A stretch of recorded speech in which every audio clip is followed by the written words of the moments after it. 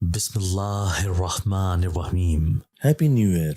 एक खुशगवार सी आवाज मेरे कानों से टकराई और मैं चौंक कर इधर उधर देखने लगा, लेकिन कोई भी नहीं था। मैंने अपना वहम समझते हुए सर को झटक कर मंगवाया हुआ बर्गर और पेप्सी निकाल कर खाने लगा। जिंदगी सहल है, ना कोई फिक्र है ना कोई परेशानी। ये सब कुछ एक मेहनती और दौलतमंद बाप की मेहरबानियों की वजह से मुमकिन हुआ है। मैंने बर्गर का आखिरी बाइट लिया और फिर जल्दी से पेप्सी पीने में मसरूफ हो गया। उसी दौरान यासिर, किंजा, महक, दिलावेज और अबरार भी आ गए थे। अरे, तू यहाँ बैठा हुआ है? किंजा ने निहायत बेतकल्लुफी से पूछा और मेरे करीब ही एक कुर्सी पे बैठ गई। मैंने दिलावेज को एक नज़र देखा, लेकिन वो अपने मोबाइल में मसरूफ थी, इसीलिए मेरी तरफ कुछ खास तवज्जो न दी। यासिर भी मेरे पास कुर्सी खींचकर बैठ गया था।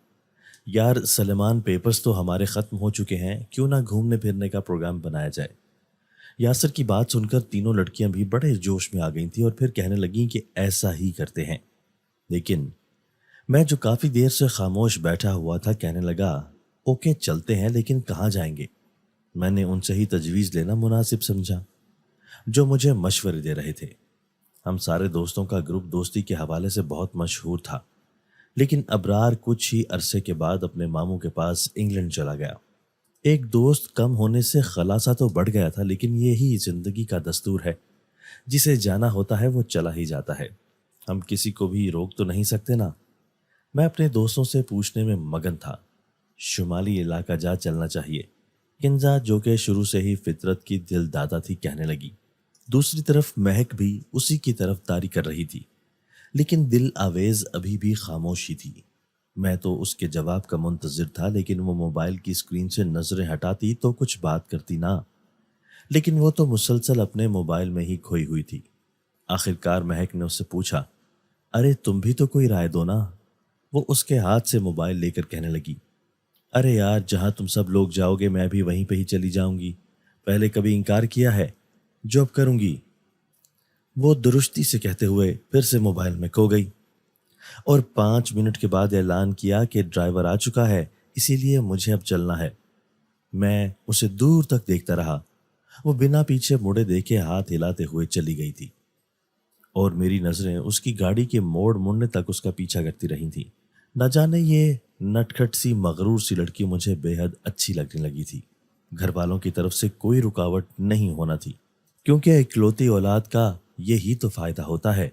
वैसे भी वडेरे की इकलौती औलाद होना बहुत सारे वडेरों पे धाक बिठाने को काफी होती है। मेरा मामला भी कुछ ऐसा ही था। सोने का नवाला मुंह में लेकर इस दुनिया में आया, कोई फिक्र नहीं थी। सलमान, कल तक दिल आवेज कुछ बताने के मूड में हो जाएगी तो हम लोग फिर उसकी राय के मुताबिक वहीं चलेंगे जहां वो कहेगी। ओके, मैं चलता हूँ। मैं सिर्फ मस्जिद 2 दिन यहाँ हूँ, फिर मुझे गांव जाना है, क्योंकि बाबा जान का सख्त तरीन ऑर्डर आया है कि अब पेपर्स खत्म होने पे भी शहर में रहने की क्या तुक बनती है। गांव वाले भी सभी मेरी कमी को महसूस करते हैं, इसलिए इन 2 दिनों में जो भी प्रोग्राम बनाना है बना लो। किसी ना किसी तरह मैं एक दिन मजीद रुक जाऊंगा, लेकिन एक हफ्ता हरगिज नहीं रुक सकता। अब अगर मैं 2 दिन तक नहीं गया तो वो यहाँ आ जाएंगे या फिर दीन मोहम्मद चचा को यहाँ भेज देंगे, फिर मेरे लिए बड़ी मुश्किल हो जाएगी। अच्छा यार, मैं चलता हूँ। आज इधर ही दोस्तों ने भी पार्टी रखी हुई थी, लेकिन तुम लोगों के चक्कर में वो गोल हो गई। हॉस्टल का गेट बंद हो गया और फिर मुझे किसी ने भी अंदर नहीं जाने देना, फिर चाहे मैं मिनिस्टर की सिफारिश ही क्यों ना लेकर आऊं। इसलिए गुड बाय। मैं उन सबको हाथ से अल्लाह हाफिज कहता हुआ गाड़ी भगाकर हॉस्टल की तरफ मुड़ चुका था। यहाँ गाड़ी भी मैंने अपने असर रसूख की वजह से रखी हुई थी, वरना तो यहाँ किसी को भी इजाज़त नहीं थी। हॉस्टल पहुँचते हुए मुझे रात के 11:30 बज गए थे। वार्डन के लिए भी बर्गर और पेप्सी पैक करवा ली थी, इसीलिए तो बिला तामुल मुझे अंदर जाने दिया था। जाते ही मैं बिस्तर पर ढह गया था। थकावट की वजह से बहुत ही बुरी हालत थी। नींद शदीद आई हुई थी, इसलिए मैं लेटते ही सो गया। सुबह भी बेफिक्री थी, इसीलिए कहीं भी जाने की कोई जल्दी नहीं थी, इसलिए दिन के 12 बजे बड़ी मुश्किल से जागा। वो भी अम्मा की कॉल बार बार आ रही थी तो मजबूरी के तहत जागना पड़ा। जी जी अम्मा साईं, मैं 2-3 दिन तक आ रहा हूँ, आप बिल्कुल भी फिक्र ना करें। میں بس آپ کے پاس ایک دفعہ آ گیا تو پھر کبھی بھی آپ سے دور نہیں جاؤں گا۔ اب ماں کو تسلی بھی تو دینی تھی، چاہے جھوٹی ہی صحیح۔ وہ میری باتوں سے مطمئن ہو گئیں اور میں ایک دفعہ پھر سے لمبی تان کر سو گیا۔ پیپرز ختم ہو چکے تھے، اس لیے ہاسٹل بھی سونا سونا تھا، ہر طرف مکمل سناٹا تھا۔ شور نہ ہونے کی وجہ سے میں بڑے آرام سے شام 5 بجے اٹھا اور موبائل اٹھا کر سکرول کرنے لگا۔ سب کے میسیجز تھے، کالز تھیں، سوائے دل آویز کے۔ نہ جانے وہ ایسا کیوں کرتی ہے، کچھ بھی سمجھ میں نہیں آ رہا، لیکن میں بھی پیچھے ہٹنے والوں میں سے نہیں ہوں۔ یاسر کا میسیج آیا ہوا تھا، وہ سب لوگ سولو پارک میں گئے ہوئے تھے اور میرا انتظار کر رہے تھے۔ میں بھی جلدی سے فریش ہو کر تیار ہوا اور باہر جانے کے لیے گیٹ کھولنے لگا تو وارڈن نے مجھے آواز دی، سلمان آج جلدی آ جانا، وی سی صاحب راؤنڈ پہ آئیں گے۔ اوکے سر، میں جلدی آ جاؤں گا۔ یہ تو میرا خلائی وعدہ تھا، کیونکہ سر جانتے تھے کہ آج تک ایسا نہیں ہوا کہ میں یونیورسٹی یا ہاسٹل میں جلدی پہنچ جاؤں۔ گاڑی نہایت تیز رفتاری کے ساتھ میں نے سولو پارک کی طرف موڑ دی تھی۔ مجھے وہاں پہنچنے کی بہت جلدی تھی تاکہ اگلا پلان بنا سکیں۔ جب میں وہاں پہنچا تو سب لوگ سیلفیاں لینے میں بزی تھے۔ میں بھی جا کر دل آویز کے ساتھ کھڑا ہو گیا۔ وہ آج بہت خوشگوار موڈ میں لگ رہی تھی، میرے چہرے پہ بھی ایک خوبصورت سی مسکراہٹ آ گئی تھی۔ ہم سب نے بہت انجوائے کیا، تقریباً 8 بجے تک وہیں اسی پارک میں گھومتے رہے۔ پھر سب کو میں نے اپنی طرف سے بہترین کھانا کھلایا۔ جی تو سلمان، ہم سب نے پہاڑوں کی سیر کرنے کا پروگرام بنایا ہے۔ پہاڑوں کی سیر سے مراد ناران کا خان؟ میں نے چاول پلیٹ میں ڈالتے ہوئے کہا۔ نہیں یار، یہ دل آویز کلر کہار جانے کی ضد کر رہی ہے۔ یار یہ بہت عجیب ہے سچی، اب وہاں جا کر بھلا ہم لوگ کیا دیکھیں گے؟ یاسر نے چڑھتے ہوئے کہا۔ مہک کنزا نے بھی اسی کی طرف داری کی۔ میں فی الحال خاموش تھا۔ ٹھیک ہے، اگر تم لوگ کہیں اور جانا چاہتے ہو تو ٹھیک ہے، میں نہیں جاؤں گی۔ ارے ایسا کیسے ہو سکتا ہے؟ میں نے دل آویز کی طرف منت بھرے چہرے کے ساتھ دیکھا اور کہا، جہاں تم کہو گی وہیں پہ ہی جائیں گے، بس ڈن، پھر کل نکلیں۔ گاڑی میرے پاس ہے، کوئی مسئلہ ہی نہیں ہے۔ مہک اور کنزا کا منہ لٹکا ہوا تھا، لیکن وہ دونوں جانتی تھی کہ جہاں پہ دل آویز نے کہہ دیا وہیں پہ ہی جانا پڑے گا۔ بس تو فیصلہ ہو گیا کہ ہم لوگ کل یہاں سے 4 بجے نکلیں گے اور پھر انشاءاللہ ساری جگہ دیکھیں گے۔ سب خوش گپیوں میں مصروف تھے۔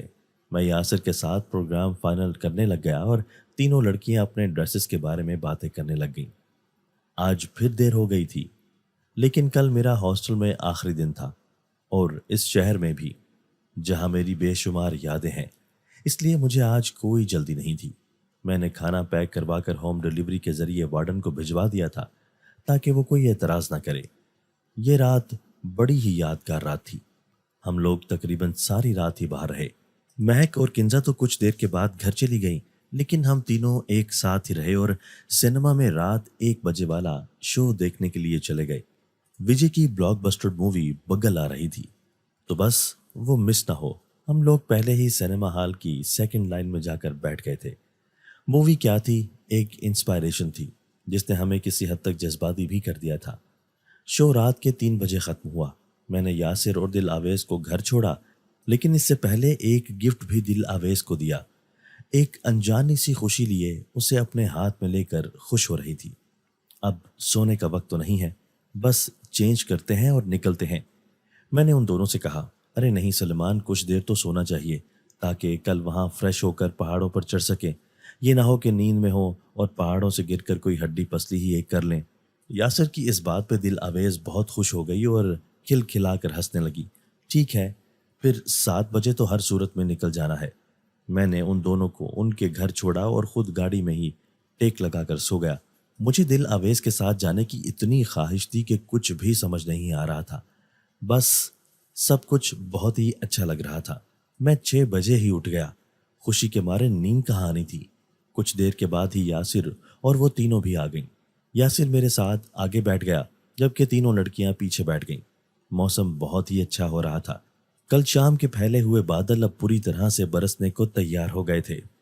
ابھی ہم لوگ لاہور کی حدود سے باہر ہی نکلے تھے کہ بارش برسنے لگی۔ میں نے میوزک بھی کچھ ایسا ہی لگا دیا۔ 2 گھنٹے کے بعد ہم لوگ اپنی منزل پر پہنچ چکے تھے۔ ارے سلمان، تم بہت ہی تیز ڈرائیونگ کرتے ہو۔ میں تو نیکسٹ ٹائم تمہارے ساتھ کہیں بھی نہیں جانے والی۔ یہ مہک تھی جس کے سر میں ابھی تک درد ہو رہا تھا۔ سب کا ایک ساتھ کہکا بلند ہوا۔ ہم لوگ کلر کہار ہوٹل میں ٹھہرے، پرتکلف کھانا کھایا اور پھر پہاڑوں کی طرف نکل گئے۔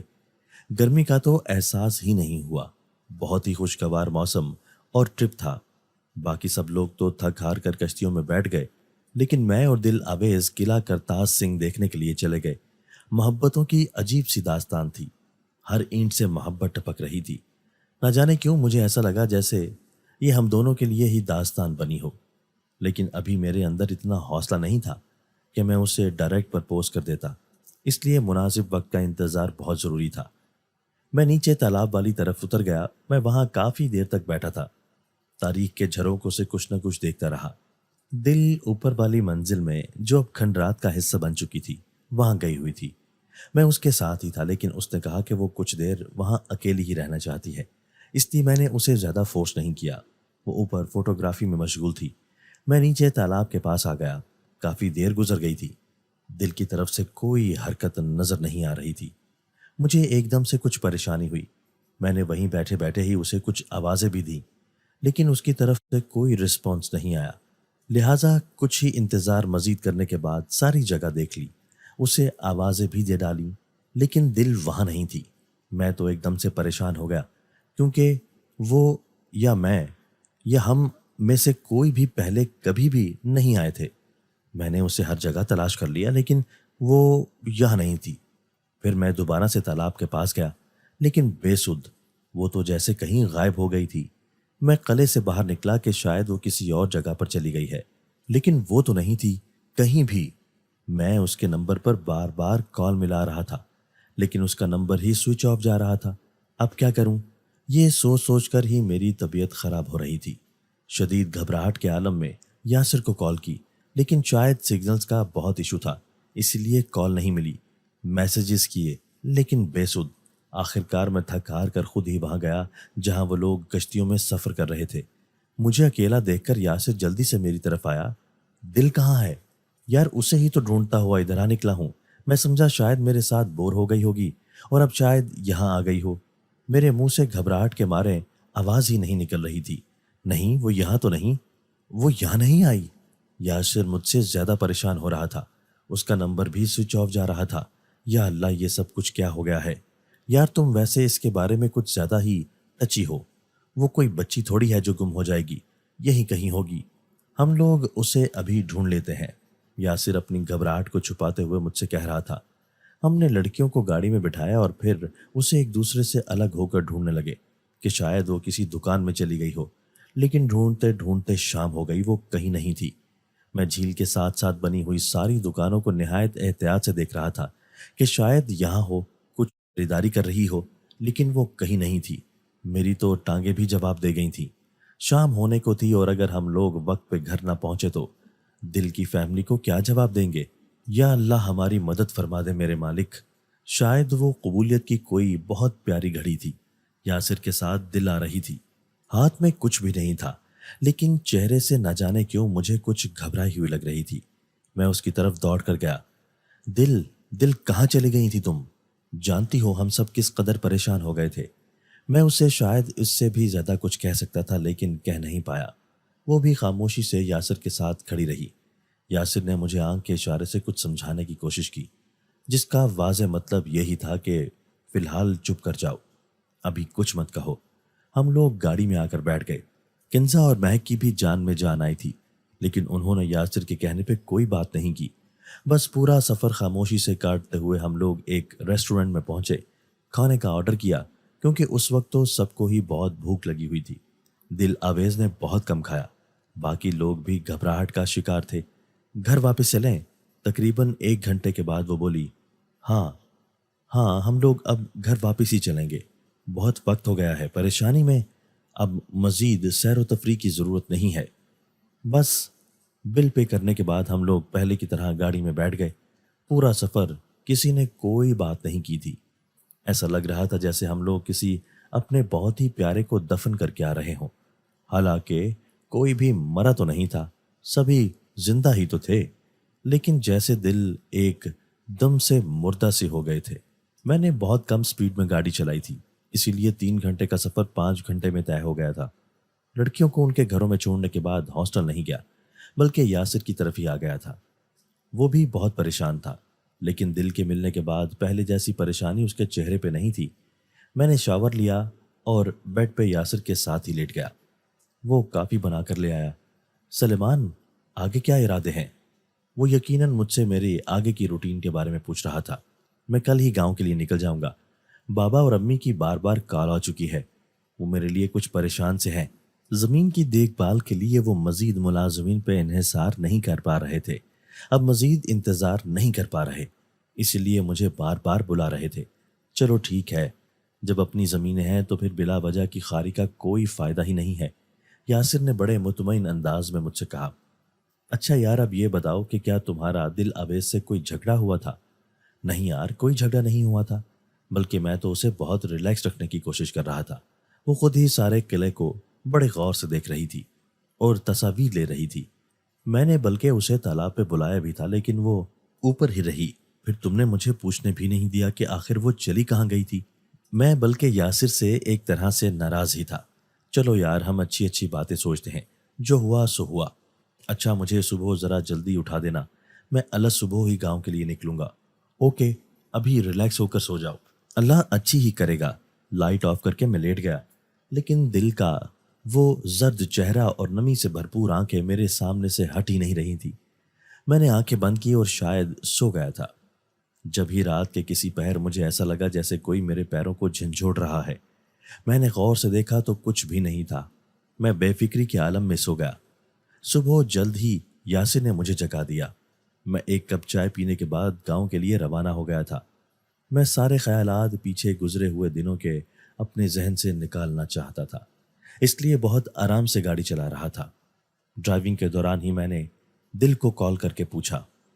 ہاں میں ٹھیک ہوں، بس یہ 3 لفظ بولنے کے بعد اس نے کال کاٹ دی۔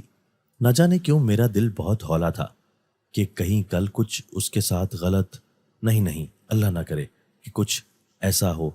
میں بہت دھیان سے گاڑی چلانے میں مصروف تھا کہ اچانک ہی ایک چھوٹی سی بچی میری گاڑی کے سامنے آ گئی۔ میں نے بڑی مشکل سے بریک لگائی۔ جب تک میں نے بریک لگائی تھی وہ بچی گر چکی تھی۔ میں فوراً سے باہر نکلا اور اسے اٹھا کر دیکھا، وہ بالکل ٹھیک تھی، بلکہ مسکرا رہی تھی۔ گڑیا، کوئی چوٹ تو نہیں آئی نا؟ نہیں انکل، میں بالکل ٹھیک ہوں، وہ مسکراتے ہوئے چہرے کے ساتھ کہہ رہی تھی۔ اچھا یہ لو چاکلیٹ۔ میں نے اپنی جیب سے ایک چاکلیٹ نکال کر اس کے حوالے کی۔ میں گاؤں کے بالکل ہی قریب پہنچ گیا تھا، وہ بچی بھی کہیں دور ہی جا چکی تھی، اس لیے میں مطمئن سا ہو کر حویلی کے سامنے کھڑا تھا۔ اماں سائیں خود میرے استقبال کے لیے آئی ہوئی تھی۔ بابا ابھی ڈیرے پہ تھے، اس لیے ان سے ملاقات بعد میں ہوئی تھی۔ میری آمد میں اماں نے کچھ زیادہ ہی بندوبست کر دیا تھا۔ انواع و اقسام کے کھانا کھانے کے بعد میں سکون سے سو گیا، کسی نے بھی مجھے ڈسٹرب نہیں کیا۔ میں شام کو بھی بڑی مشکل سے جاگا تھا۔ بابا سائیں سے ملاقات ہوئی، انہوں نے کوئی پنچایت رکھی ہوئی تھی جس میں وہ مجھے بھی اپنے ساتھ ہی لے گئے۔ حالانکہ مجھے ان سب سے کوئی دلچسپی نہیں تھی، لیکن ابا جی کی وجہ سے مجھے جانا پڑا۔ پنچایت میں ایک چھوٹی بچی کو اس کی ماں کے حوالے کرنے کا کیس تھا، جبکہ ماں باپ دونوں میں علیحدگی ہو چکی تھی۔ بچی بہت ہی معصوم تھی۔ ابا جی نے بلا تامل بچی کو اس کی رضامندی سے اس کی ماں کے حوالے کر دیا۔ میرے تو سر میں درد شروع ہو گئی تھی، اس لیے میں تو اپنے کمرے میں ہی آ گیا تھا۔ کچھ دیر کے لیے اماں کے پاس بیٹھا تھا، پھر یاسر سے بات کی، دل کے بارے میں پوچھا، مہک اور کنزا کی خیریت معلوم کی اور ٹی وی پر ریسلنگ دیکھنے لگا۔ دن بھر بہت سونے کی وجہ سے مجھے اب بالکل بھی نیند نہیں آ رہی تھی۔ سوچا موبائل سے کل والی تصاویر ہی دیکھ لوں جو اس آزمائش سے پہلے لی تھی۔ وہ ایک پارک کی تھی جہاں مہک اور کنزا دل جھولوں پہ بیٹھی ہوئی تھی۔ ایک دم جیسے مجھے کوئی کرنٹ سا ہی لگ گیا ہو، کیونکہ دل جس جھولے پہ بیٹھی ہوئی تھی اس کے پیچھے ایک چھوٹی سی بچی کھڑی تھی۔ میں نے اس بچی کو زوم کر کے دیکھا تو حیرت سے اچھل پڑا، کیونکہ وہ تو وہی بچی تھی جو مجھے کل راستے میں میری گاڑی سے ٹکراتے ہوئے ملی تھی۔ پھر میں نے باقی ساری تصاویر بھی دیکھی، جہاں جہاں دل کھڑی تھی، بیٹھی تھی یا پھر کچھ کھا رہی تھی، وہاں وہ بچی بھی کھڑی تھی۔ حتیٰ کہ جو آخری ہمارا پکنک پوائنٹ تھا اس قلعے میں، اس میں بھی ایک جگہ وہ بچی دل کے پیچھے ہی کھڑی تھی۔ میں نے اسے مزید زوم کر کے دیکھا، اس کی آنکھوں میں عجیب سی وحشت تھی، جیسے خالی آنکھیں ہوں، کسی بھی جذبے سے آری آنکھیں۔ میں نے یاسر کو اسی وقت کال کی کیونکہ جہاں لوگوں نے کھانا کھایا تھا وہاں کی کچھ تصاویر بھی میرے پاس نہیں تھی، کیونکہ ٹینشن کی وجہ سے میں کوئی بھی تصویر نہیں لے سکا تھا۔ یاسر کو کال کر کے پکس کا پوچھا، اس کے پاس نہیں تھی۔ پھر اس نے باقی فیلو سے پوچھا تو پکس مل گئی تھیں۔ جس ٹیبل پہ ہم لوگ بیٹھے ہوئے تھے اس کے بالکل پیچھے پردے کے ساتھ وہی بچی کھڑی دل کی طرف دیکھ رہی تھی۔ یا میرے خدا، یہ سب کچھ کیا ہے؟ یہ بچی ہمارے ساتھ ساتھ رہی، لیکن کیسے؟ یہ سب کیسے ممکن ہے؟ میں اپنا سر پکڑ کر بیٹھ گیا۔ اسی وقت دل کو کال کی۔ دل، اویس، کال بند مت کرنا، مجھے کچھ بتاؤ، یہ بچی کون ہے؟ جو ہمارے ساتھ تو نہیں گئی تھی، لیکن یہ بچی کون ہے؟ مجھے کیا پتا سلمان اس بچی کے بارے میں، یہ کون ہے؟ میں تو اسے جانتی بھی نہیں ہوں۔ دل، پلیز تم گھر سے باہر نہ نکلنا کہیں بھی، پلیز، میں نے اسے التجا کرتے ہوئے کہا۔ کیوں، کیا ہوا ہے؟ ارے بھائی، مجھے 1000 کام ہوتے ہیں، میں خود ہی اپنے کام کرتی ہوں، اگر میں خود اپنے کام نہیں کروں گی تو کیا تم کرو گے؟ وہ کچھ سخت لہجے میں بول رہی تھی۔ ہاں، میں تمہارے سارے کام کر دیا کروں گا، بس تم گھر میں ہی رہو۔ میری بات مکمل ہونے سے پہلے ہی اس نے کال کاٹ دی تھی۔ میں اپنا سر پکڑ کر بیٹھا ہوا تھا، کیونکہ کل سے ہی میرا دل کچھ عجیب و غریب سی باتیں سوچ رہا تھا، اس لیے میں یاسر کو بھی بار بار کال کر رہا تھا، لیکن وہی بات کہ وہ اس بات کو بالکل بھی سنجیدہ نہیں لے رہا تھا۔ لیکن کچھ ہونے والا تھا، کچھ بہت غلط۔ یہ سوچ سوچ کر میری روح کانپ رہی تھی۔ دل کے والدین نہیں تھے، وہ اپنی خالہ کے پاس رہتی تھی، اپنی ساری جائیداد کی اکلوتی وارث تھی۔ مجھے بس یہی لگا کہ شاید کوئی اس کو اس کی دولت کی وجہ سے، آگے مجھ سے کچھ سوچا ہی نہیں گیا۔ میرے ذہن میں تو وہ بات آ ہی نہیں سکی کہ اس کے ساتھ کچھ اور معاملہ بھی ہو سکتا ہے۔ خیر، میں نے اس سے زیادہ بات چیت نہیں کی، کیونکہ جب بھی بات کرنے کی کوشش کرتا آگے سے بہت عجیب طرح سے رویہ رکھتی تھی۔ میں بس یہ سوچ سوچ کر ہی ہلکان ہو رہا تھا کہ ایک دم سے نہ جانے اسے کیا ہو گیا ہے۔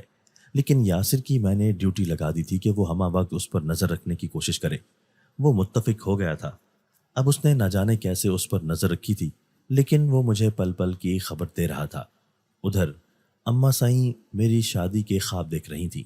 اکلوتی اولاد کی شادی کی خوشی اور فکر سارے والدین کو ہی ہوتی ہے۔ بس کچھ اس طرح کا معاملہ میری ماں جی کے ساتھ بھی تھا۔ میں نے انہیں بڑی محبت سے سمجھا دیا کہ ابھی کچھ وقت تک میں شادی نہیں کر سکتا، لیکن کچھ عرصہ کے بعد میں خود شادی کا کہوں گا، اس لیے آپ بس کچھ تھوڑا سا انتظار کر لیں۔ وہ مان گئی تھی، لیکن انہوں نے ساتھ ہی یہ بھی کہا تھا کہ بابا کے ساتھ زمینوں پہ جایا کرو، بلکہ اپنے فارم ہاؤس کو بھی دیکھو، اسے بھی آباد کرو۔ فارم ہاؤس تو مجھے میرے بچپن میں ہی بہت پسند تھا۔ جب بھی شہر سے گھر آتا تو زیادہ تر وقت فارم ہاؤس پر ہی گزارتا تھا، لیکن ابھی کچھ عرصہ سے میں فارم ہاؤس پہ نہیں گیا تھا۔ جی اماں، آج شام کو چکر لگاؤں گا۔ شام تک میں گھر ہی رہا، کوئی کام ہی نہیں تھا، زمینوں پہ بھی بس ایک چکر لگا کر آ گیا۔ گرمی کی تمازت کی وجہ سے میرا چہرہ سرخ ہو گیا، تو ابا نے مسکراتے ہوئے مجھے کہا کہ گھر چلے جاؤ، لیکن بابا آج مجھے فارم ہاؤس پہ جانا ہے۔ ہاں جا، ضرور جاؤ، یہ لطیف تمہارے ساتھ جائے گا۔ جی بہتر بابا سائیں۔ میں عصر کے بعد فارم ہاؤس کے لیے نکل گیا۔ وہ ہماری زمینوں سے کچھ ہٹ کر نہر کے بالکل ساتھ تھا، اور نہر بھی ہمارے ملازمین نے خود نکالی ہوئی تھی، اور بابا جان باقی وڈیروں کی طرح بالکل بھی نہیں تھے۔ وہ اپنے مزاروں کا بہت تھے۔ یہی وجہ تھی کہ ہماری زمین یہاں موجود تمام وڈیروں سے کئی گنا زیادہ تھی۔ میں لطیف کو لے کر فارم ہاؤس کی طرف نکل گیا تھا، کیونکہ میں جانتا تھا کہ یہ ساری ہماری زمینیں ہیں، لیکن پھر بھی لطیف مجھے ہر گزرتے اور آنے والے کھیت، درخت اور نہری نظام کے بارے میں بتا رہا تھا۔ میں ڈرائیونگ کرتے ہوئے محض مسکرا کر اس کی ہر بات کا جواب دے رہا تھا۔ فارم ہاؤس آنے میں ابھی کچھ دیر باقی تھی۔ اچھا لطیف، یہ بتاؤ کہ فارم ہاؤس پہ کچھ کھانے کا بھی بندوبست ہے یا نہیں؟ ارے چھوٹے صاحب، کیسی باتیں کرتے ہیں، وہاں سب کچھ ہے۔ آپ کے آنے کی اطلاع دے دی گئی ہے، اس لیے بالکل بھی پریشان نہ ہو، اور نیٹ بھی بڑا اعلیٰ چلتا ہے، سب کچھ ملے گا، آپ بس رونق بخشیں ایک دفعہ۔ میں اس کی باتوں سے بڑا محظوظ ہو رہا تھا۔ باتیں کرتے کرتے فارم ہاؤس بھی آ گیا۔ وہاں کی کھلی آب و ہوا مجھے بہت ہی محسور کن کر رہی تھی۔ میں گاڑی سے اتر کر سیدھا فارم ہاؤس کے سامنے برآمدے میں چلا گیا، جہاں میرے جانے تک چائے تیار کی جا رہی تھی۔ ارے میں اس وقت چائے نہیں پیتا، لیکن سلیمان بابو، ہمیں لگا کہ آپ شہری بابو ہو، چائے لازمی پیو گے۔ نہیں نہیں، میں اتنی چائے نہیں پیتا، آپ ایسا کریں مجھے ایک گلاس سادہ پانی پلا دیں۔ میں پانی پی کر فارم ہاؤس کے چکر لگانے لگا۔ کیا ہی خوبصورت فارم ہاؤس تھا، ہر طرف ہریالی ہی ہریالی، زمین تو گویا سونا اگل رہی تھی۔ میں نے استبل کی طرف جا کر اپنی پسند کا ایک سفید گھوڑا نکالا اور پھر اس پر سوار ہو کر فارم ہاؤس کے ساتھ ساتھ بنے ہوئے پکے راستے پر گھوڑا دوڑانے لگا۔ سبھی ملازمین مجھے دیکھ کر خوش ہو رہے تھے۔ پورے فارم ہاؤس کے گرد میں نے 3 چکر لگائے۔ بہت ہی لطف اندوز مراحل تھے۔ گزشتہ کچھ دنوں کی تھکاوٹ مکمل طور پر اتر گئی تھی۔ جب میں واپس فارم ہاؤس کے بڑے کمرے نما ہال میں آیا تو میرے آنے تک میز سج چکی تھی، جہاں انواع و اقسام کے اپنے ہی فارم ہاؤس سے توڑے گئے پھل موجود تھے، تازہ جوس اور پھر دیسی مرغ۔ واہ جی واہ، مزہ ہی آ گیا۔ میں کھانے میں مصروف تھا کہ یاسر کی کال آ گئی۔ ہاں جی، کیا حال ہیں؟ میں ایک دم فرسٹ کلاس، تم سناؤ کیسے ہو؟ اور مہک لوگ کیسی ہیں؟ میں نے جان بوجھ کر دل کا نام نہیں لیا۔ ہاں ہاں سب ٹھیک ہے۔ میں یار یہاں فارم ہاؤس میں ہوں، اب یہاں ہی اپنی زندگی گزرے گی۔ بہت ہی مزہ رہا ہے۔ میں تو شہر کو ہی سب کچھ سمجھ بیٹھا تھا، لیکن اصل زندگی تو یہی ہے۔ یار ایک کام کرو، ایک پارٹی رکھو فارم ہاؤس پہ، ہم سب بھی تمہیں کمپنی دینے کے لیے آتے ہیں۔ یاسر کی بات سن کر میرے دل کو بھی یہ تجویز اچھی لگی تھی۔ اچھا، میں بابا سائیں سے مشورہ کر کے تمہیں کال بیک کروں گا۔ اچھا یہ بتاؤ، دل ٹھیک ہے نا؟ میں بہت کوشش کے باوجود بھی رہ نہیں سکا اور پوچھ لیا۔ ہاں ہاں وہ بالکل ٹھیک ہے، تم اس کی پریشانی مت لو، ہم اسے مکمل طور پر کمپنی دے رہے ہیں۔ اوکے پھر اللہ حافظ۔ کال بند ہو گئی اور میرے دل کو جو پچھلے کئی دنوں سے شدید پریشانی نے گھیرے ہوا تھا اب مکمل طور پر ٹھیک ہو گئی تھی۔ میں سکون سے وہ سب کچھ کھانے لگا جو مجھ سے محبت کرنے والے بڑے شوق سے بنا کر لائے تھے۔ میں نے سارے ملازمین کو بھی اپنے ساتھ کھانے میں شامل کیا۔ رات عشاء کے وقت میں گاؤں واپس آ گیا۔ ایک نہایت اچھے دن کے اختتام کے بعد دل بہت مطمئن سا تھا۔ گھر گیا تو تایا ابو کے گھر والے آئے ہوئے تھے۔ ان کے 2 ہی بیٹے تھے، بیٹی کوئی نہیں تھی۔ ہمارے پورے خاندان میں بیٹیوں کی کمی ہی رہی تھی۔ تایا جی خود تو وفات پا گئے تھے، لیکن ان کی بیوی اور بچے ساتھ والے گاؤں میں رہتے تھے۔ آج یہ لوگ ہم سے ملنے کے لیے آئے تھے، کیونکہ وہ سبھی ہمیشہ کے لیے جرمنی میں شفٹ ہو رہے تھے۔ بابا نے 1-2 دفعہ کچھ کہنے کی کوشش کی، لیکن پھر اماں کا اشارہ سمجھ کر خاموش ہو گئے۔ دراصل بابا چاہتے تھے کہ وہ لوگ یہاں ہمارے ساتھ اسی حویلی میں رہیں، لیکن یہ ان کا اٹل فیصلہ تھا کہ یہاں نہیں رہنا ہے۔ ان کا زمین و جائیداد میں سے حصہ بہت پہلے ہی الگ ہو گیا تھا۔ کھانا کھانے کے بعد وہ لوگ چلے گئے۔ میں نے بابا سے فارم ہاؤس میں پارٹی رکھنے کی بات کی۔ کیا لڑکیاں بھی ہوں گی؟ بابا سائیں نے حقے کا کش لیتے ہوئے پوچھا۔ جی بابا، میری ساری کلاس فیلوز، کیونکہ انہیں بہت شوق ہے گاؤں اور فارم ہاؤس دیکھنے کا، اس لیے میں ان سب کو یہاں بلانا چاہتا ہوں۔ بابا کچھ دیر کے لیے خاموش ہو گئے۔ میں ان کی چپ سے کچھ پریشان ہوا۔ اچھا لیکن بابا سائیں اگر آپ کہیں گے تو میں نہیں بلاؤں گا۔ ارے تم بلا لو بیٹا، تمہارے بابا کو بھلا کیا اعتراض ہو سکتا ہے؟ بابا کے بولنے سے پہلے ہی اماں بول پڑیں۔ تم ایسا کرو کہ اس اتوار کو انہیں یہاں بلا لو، لڑکیوں کو تو میں کچھ دے کر بھیجوں گی۔ ارے سلمان، اگر کوئی ان میں سے لڑکی پسند ہو تو مجھے بتانا۔ ارے اماں سائیں آپ بھی، بابا بیٹھے ہوئے ہیں، میں نے بابا سے ڈرتے ہوئے کہا، جو بظاہر کسی کال میں مگن تھے، لیکن میں جانتا تھا کہ وہ مکمل طور پہ ہماری طرف ہی متوجہ ہیں۔ ڈرنے کی ضرورت کوئی نہیں، میرا بیٹا ہی میری دنیا ہے، وہ جس پہ بھی ہاتھ رکھے گا میں اسی کو ہر قیمت پہ اس گھر میں لے آؤں گا۔ اماں میرا سر اپنی گود میں رکھے بار بار مجھے پیار کر رہی تھی۔ اچھا پھر چاہے وہ تمہیں اور مجھے اس گھر سے نکال دے، بابا نے موبائل کو دیکھتے ہوئے کہا۔ ایویں ہی نکال دے؟ اس کی اتنی جرت؟ میں یہ کبھی بھی برداشت نہیں کروں گا، میں نے محبت میں ڈوب کر کہا۔ کچھ دیر ایسے ہی خوش گپیوں میں گزر گئی۔ رات کے 12 بج چکے تھے، سب سونے کے لیے اپنے اپنے کمروں میں چلے گئے۔ میں نے یاسر کو کال کی۔ ہاں یار، اس اتوار کی شام کو یہاں پارٹی ہے میرے فارم ہاؤس پہ، سب نے آنا ہے۔ باقی سب کو میں نے میسج کے ذریعے دعوت دے دی ہے۔ دل نے کہا اوکے۔ مجھے اطمینان ہو گیا کہ وہ بہت بہتر ہے، بس اس دفعہ اس سے دل کی بات لازمی کروں گا۔ بس اب اور انتظار نہیں ہوتا۔ میں نے کل 25 لوگوں کو دعوت دی تھی، اساتذہ کرام کو نہیں بلایا تھا، بس دوستوں کو ہی مدعو کیا تھا۔ دیکھتے ہی دیکھتے ہفتہ کا دن آ گیا۔ میں نے یاد دہانی کے لیے سب کو ایک دفعہ میسج کیا، کال کی۔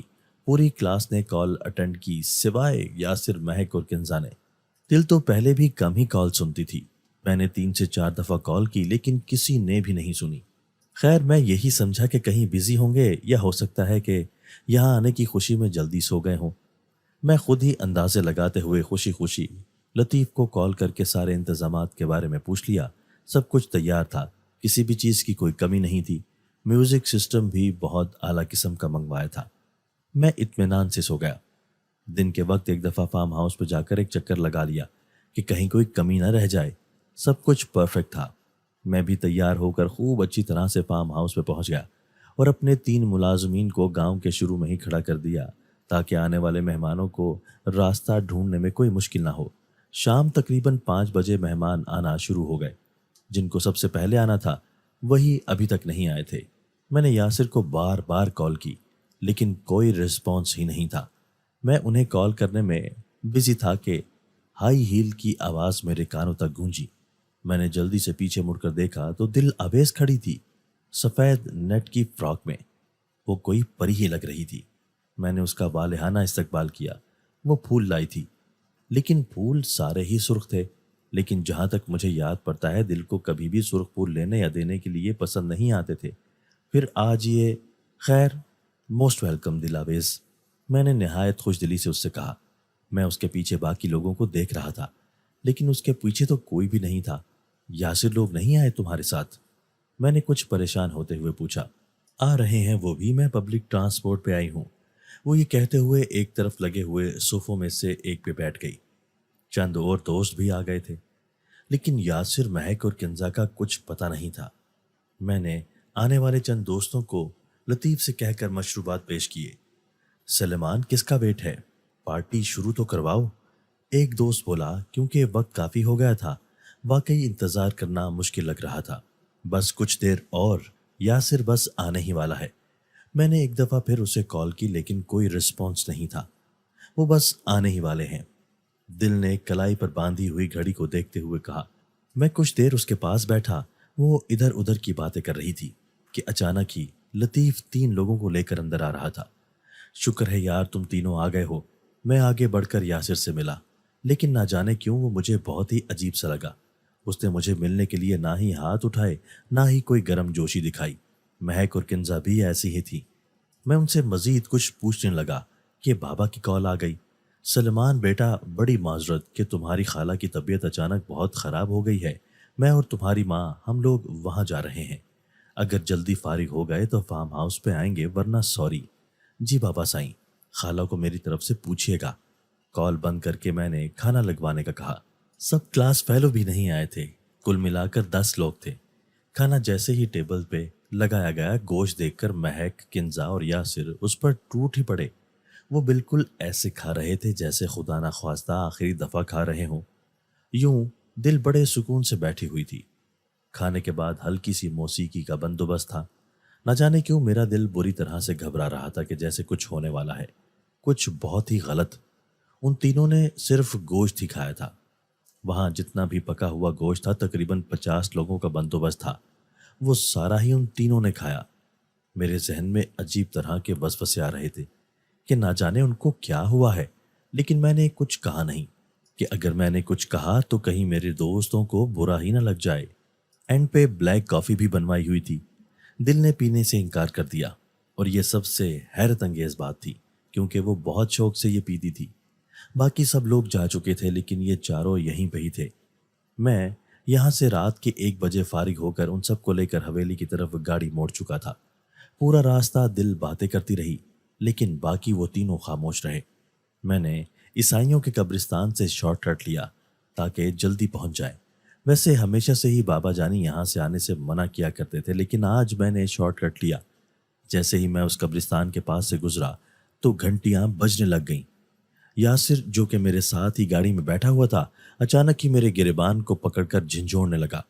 میں اس اچانک افتاد سے بہت بری طرح گھبرا گیا تھا۔ ابھی کچھ سوچنے کے قابل ہی ہوا تھا کہ مہک نے میری گردن میں اپنے ناخن چبھو دیے۔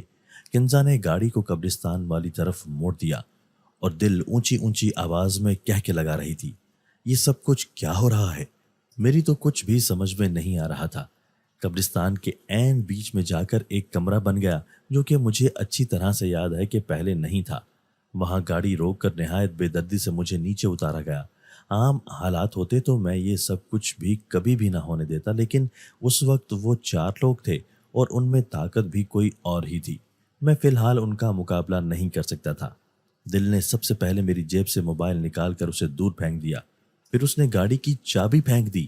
اب مجھے وہ چاروں پکڑ کر اس کمرے میں لے گئے، جہاں پہلے تو گھپ اندھیرا تھا، لیکن پھر کچھ روشنی ہو گئی، لیکن وہ روشنی بھی کوئی اتنی زیادہ نہیں تھی کہ صاف نظر آئے۔ میں اس قبرستان میں پہلے کبھی نہیں آیا تھا، لیکن آج جس حال میں آیا تھا تاحال یاد رکھنے ہی والا تھا۔ میرے سر میں کوئی بھاری چیز ماری گئی، جس سے میں اس طرح بے ہوش ہو گیا کہ میں سن تو سب کچھ سکتا تھا لیکن بولنے کی طاقت کھو چکا تھا۔ تم سب لوگ، بس یہی میرے آخری الفاظ تھے۔ اس کے بعد مجھے کچھ ہوش خبر نہیں تھی۔ میں وہاں کتنے دن پڑا رہا کچھ پتہ نہیں تھا، شاید ایک ہفتہ اسی حالت میں گزر گیا۔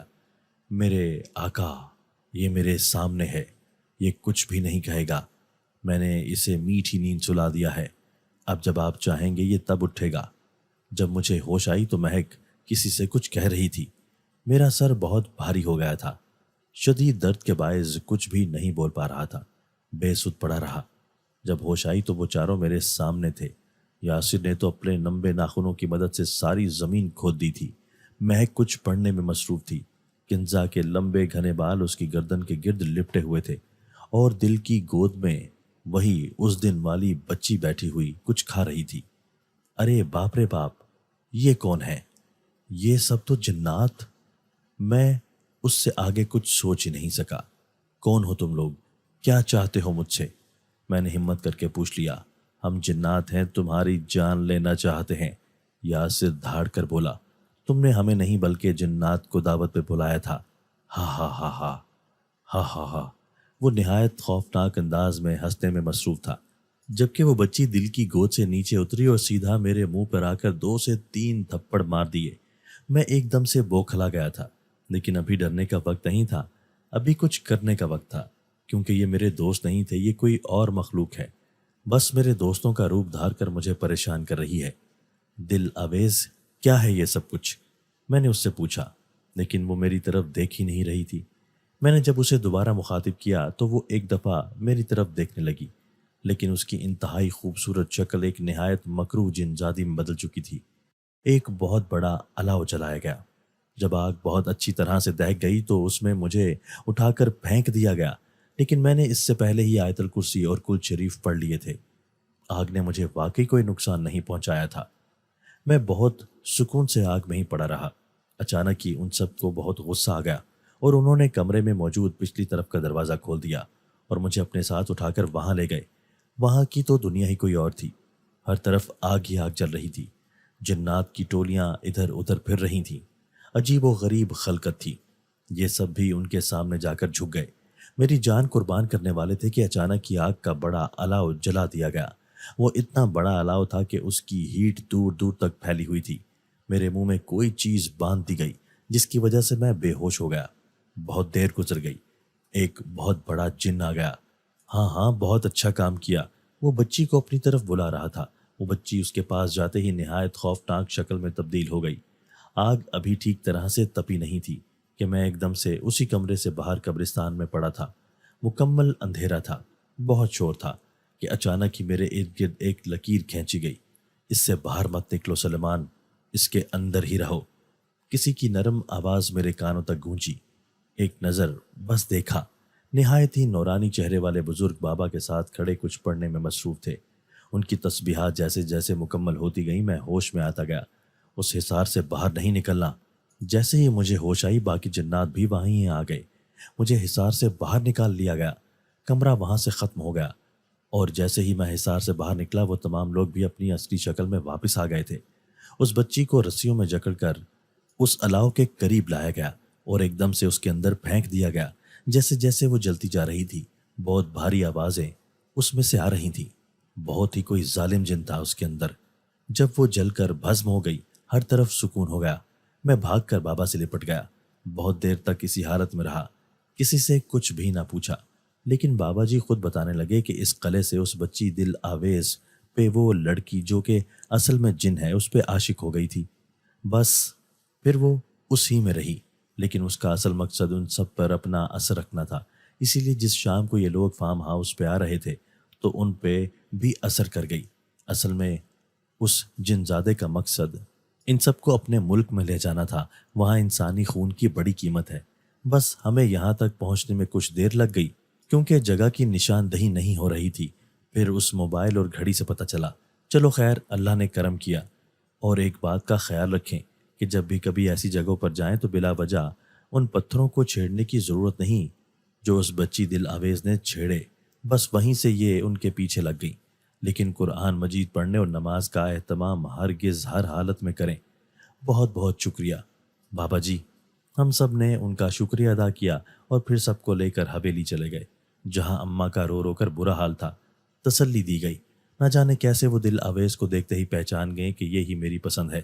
کچھ دنوں کے بعد دل سے میری شادی ہو گئی۔ اپنی زندگی میں بہت زیادہ خوش ہوں اور سب کچھ جو اس سے پہلے کبھی بھی نہ کہہ سکا تھا سب کھل کر کہتا ہوں۔ شادی کے 2 سال بعد ہمیں اللہ نے بیٹی دی۔ بس کوئی کمی تھی ہی نہیں۔ میری بیٹی ماہنور کی 8 سال کی ہے۔ وہ سفید نیٹ کی فراق میں بالکل ماں جیسی لگ رہی تھی۔ ہم لوگ کیک کاٹ رہے تھے۔ سب کو میری بیٹی نے کیک کھلایا۔ اگلی صبح ہم تصاویر دیکھ رہے تھے، لیکن ہر جگہ پہ میری بیٹی کے پیچھے وہی جنزادی لڑکی کھڑی تھی۔ دوستو، اگر آپ کو آج کی ہماری یہ ویڈیو پسند آئی ہے تو اسے لائک کیجئے اور اسے اپنے پیاروں کے ساتھ شیئر ضرور کیجئے گا۔ اور ہاں، اگر آپ نے ابھی تک ہمارا چینل سبسکرائب نہیں کیا تو ہمارا چینل سبسکرائب کر دیجئے اور بیل آئیکن بھی پریس کر دیجئے تاکہ ہماری ہر نئی آنے والی ویڈیو آپ کو بر وقت مل سکے۔ اللہ حافظ۔